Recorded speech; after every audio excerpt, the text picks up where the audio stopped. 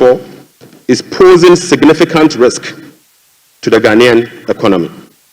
In the year 2024, the Ministry of Finance supported the energy sector with payment of about 20.8 billion Ghana cedis. These resources could have been used for job creation and other development programs, like roads, schools, and hospitals, if the sector inefficiencies were resolved. The Speaker, a recent exercise conducted by the Energy Sector Financial Modeling Team under the Energy Sector Recovery Program, ESRP, revealed that the business-as-usual energy sector financial shortfall has increased significantly to about 35 billion Ghana cedis for the year 2025 alone, even after spending in excess of 20 billion cedis in the year 2024. Right Honourable Speaker, more importantly, the shortfall for the period 2023 to 2026 has been estimated to be about 140 billion Ghana cedis. The Speaker, this amount is 20 times more than the allocation for goods and service for all MDAs in the year 2025. The Speaker, in addition, the energy sector shortfalls, which relate to current invoices that are largely unpaid legacy arrears due to the independent power producers.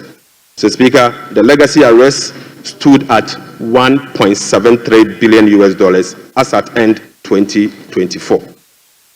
Right Honourable Speaker, the cocoa sector, which has long been the backbone of the Ghanaian economy, is sadly on its knees, owing to gross mismanagement. Mr. Speaker, the sector faces declining output and financing challenges, characterized by unsustainable debt, rover cocoa contract risk, and quasi-fiscal expenditures, including cocoa roads, which, Mr. Speaker, is a non-core function of the Ghana Cocoa Board. Right Honourable Speaker, cocoa production has dropped by nearly 50% over the past 3 years. In the year 2023-2024 crop season, Cocoa Board was unable to supply 330,000 tons of cocoa to meet its contractual obligation. This sharply decline has affected the finances of Ghana Cocoa Board. This undersupply has been rolled over for subsequent years for the new administration to pay. So, Speaker, these 2023 to 2024 forward sales contracts, locked in at lower prices than the current market rates, have resulted in revenue losses of about $840 million for both Ghana Cocoa Board and the impoverished cocoa farmer. Right Honourable Speaker, the rollout cocoa contract has resulted in a loss of $495 million for the year 2025 alone.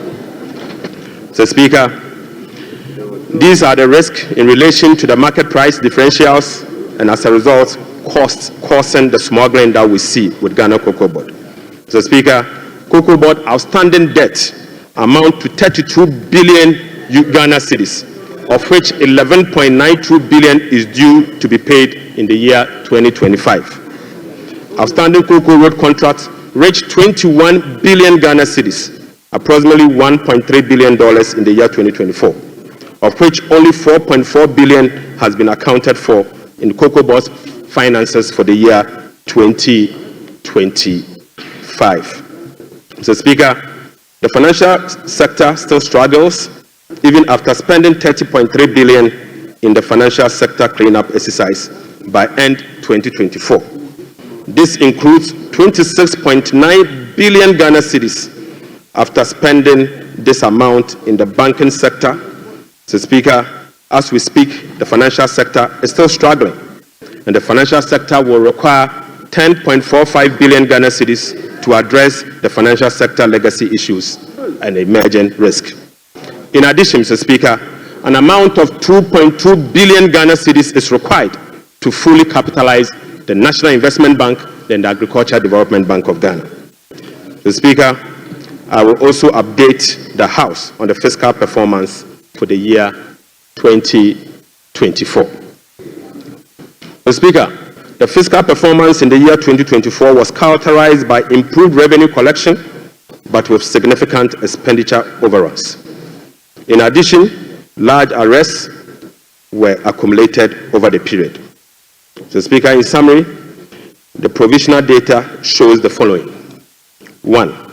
primary balance on commitment basis, the key fiscal anchor of the IMF program, worsened from a deficit of 0.2% of GDP at the end of 2023 to a deficit of 3.9% of GDP at the end of the year 2024. This is 4.4 percentage points worse than the target surplus of 0.5% of GDP. Sadly, Mr. Speaker. On cash basis, Mr. Speaker, the primary balance was a deficit of 1.2% of GDP against a target of 0.6% of GDP, representing a 100% deviation. Mr. Speaker, the overall fiscal balance on commitment basis for 2024 was a deficit of 7.9% of GDP against a target of 4.2% of GDP, while the overall fiscal balance on cash basis was a deficit of 5.2% of GDP against a target of 5.3% of GDP. Total revenue and grant amounted to 186.6 billion Ghana cedis, or 15.9% of GDP, 5.3% above the revised target of 177.2 billion Ghana cedis, or 17.4% of GDP. The performance was mainly driven by higher than programmed oil and gas receipt and higher non-oil tax revenue collection. Total expenditure on commitment basis, including discrepancies, amounted to 279.2 billion, or 23.7% of GDP. This is 27.1% above the budget provisions of the year 2024, Mr. Speaker. The primary balance on commitment basis, including discrepancies, amounted to 232.4 billion, or 19.8% of GDP. This is 35.3% above the target of 171.7 billion, or 16.8% of GDP. Unfortunately, Mr. Speaker, all expenditure lines exceeded their respective targets for the period, except for interest payments, goods and service, and other expenditures. Right Honorable Speaker, the discrepancies for the year 2024 being unclassified expenditure was 3.8 billion Ghana cedis as compared to 12.9 billion Ghana cedis in the year 2023. Mr. Speaker, at the end of December 2024, provisional data indicate that gross central government and guaranteed debt was 726.7 billion from 610 billion in 2023. This represents 61.8% of GDP in 2024, compared to 68.7% in the year 2023. Mr. Speaker, it is instructive to note that the debt to GDP ratio and the dollar component of our debt that has come down, that has reduced, is as a result of the 37% haircut on principal of Eurobond debt under the debt restructuring. Mr. Speaker, it is important to know that. Mr. Speaker, Right Honorable Speaker, it is instructive to note that the debt to GDP that has reduced is as a result of the 37% haircut on principal and interest that were given to Eurobond bondholders. So, Speaker, you may recall that the government commenced the debt restructuring program in the year 2022 to restore debt sustainability and economic stability.